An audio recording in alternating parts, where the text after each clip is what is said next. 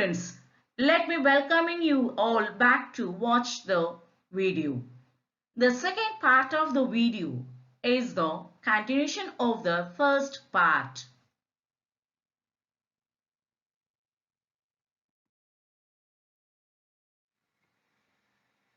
Hello students, I am glad to meet you all. By the way, I welcome you all to listen to the video class. Today, you are going to learn and listen the story from the supplementary reader, A Shot in the Dark. What is the title? A Shot in the Dark, which is written by Hector Hughie Munar under the pen name Shaki. I hope you are all like stories. Now look at the title, A Shot in the Dark by Shaki. Can you guess the meaning for this title? It means a wild guess, yet another one is a hopeful attempt.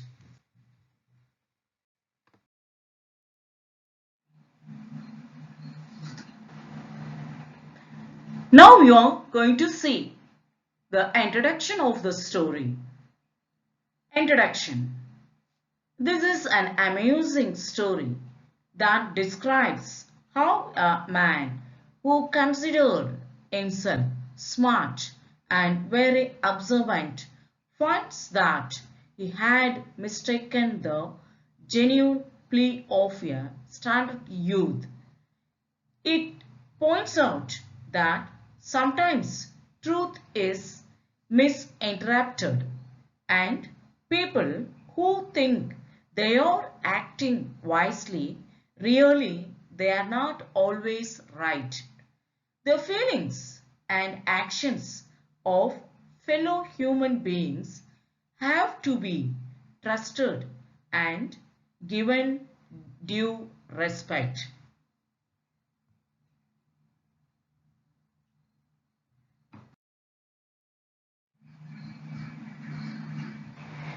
Students, before going to know about the story deeply, let's know about the author of this story. He was a British writer. He was born on 18th December 1870 under the pen name Shaki Munro. 138 short stories, 5 plays, 2 novels, political satires and essays. He was considered a master of the short story, often compared to O. Henry. Besides his short stories, he wrote a full-length play too, The Watched Part, in collaboration with Charles Moore.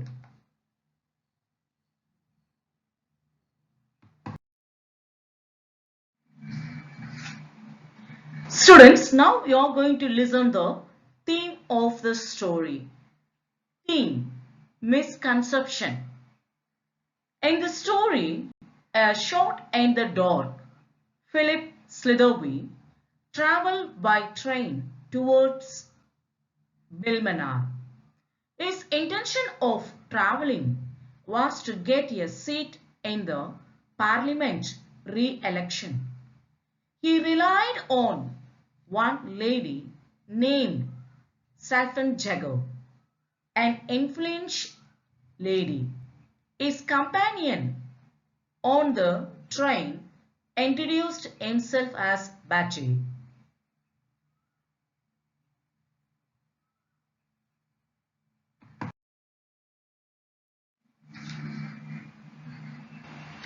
Students, let me introduce the main characters of this story. Philip Slitherby, a man who aspires to become a politician.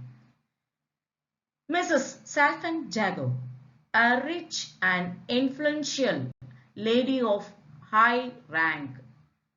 Batty, son of Mrs. Saffron Jago. Fern People Casey, a friend of Slitherby.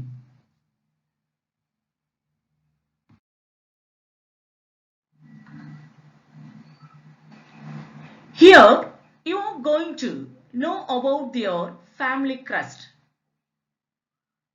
The first one, the Saffron crest, was a demi-lion holding a crosslet in the paw. The second one, the Jago crest, was a greyhound. Both were used in the family.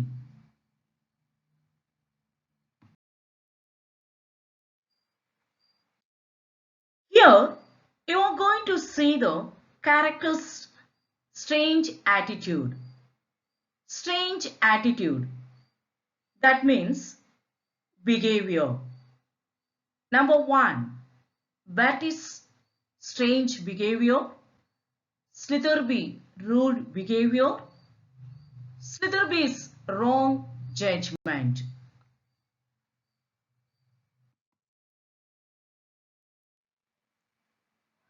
Students, based on their strange attitude, let me ask some questions. First question. Describe the Bertie's strange behavior when he was in the train. When Slitherby was reading a magazine, a smothered curse caused him to glance hastily at the only other occupant of the carriage. He was a young man of 22 with dark hair and fresh complexion. He was engaged in searching furiously for some object. From time to time, he dug a sixpenny bit out of a waistcoat pocket and stared at it sorrowfully. Then he continued his useless searching operations.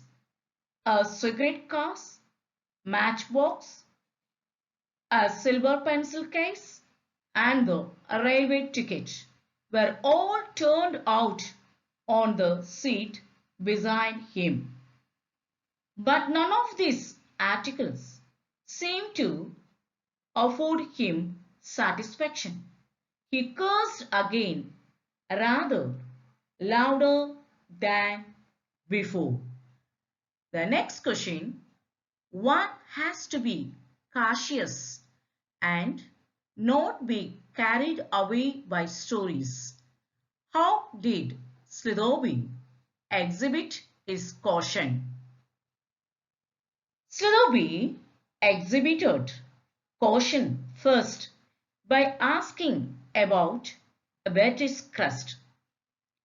When the young man stated that his crust was not a common one and it is a demi-line holding a crosslet in its paw, he suspected that he was not the son of Mrs. Salfanjago. This was because when Mrs. Salfan wrote a letter to him giving a list of trains, he remembered that he had noticed a crust which had a greyhound currant on her notepaper. Next, he asked him, "How does his mother resemble?" To this, the young man answered that she was like him. She has the same dark brown hair and high color. It ran in her family. This again arouses the suspicion of Slitherby, as he had recently met his mother, who is a pronounced blonde. The third question, how did Slitherby's judgment of Batty turn out to be a wrong one? Very important question. How did Slitherby's judgment of Batty turn out to be a wrong one? Students, listen. The answer: while traveling by train to Brilmana, Slitherby met a young man who introduced himself as Batty, the second son of Mrs. Salfan. As he had left his purse behind, he requested Slitherby to lend him £3 for his expense. When Batty explained that the Salfan's crest was that of a demi-lion, Slitherby pointed out to him that his mother's letter had a greyhound currant crust. Batty stated that it was the jago crust. He further added that his mother's hair was dark brown, similar to his. Suspecting foul play, Slitherby did not give him any money, as he knew Mrs. Salfanjago was a blind.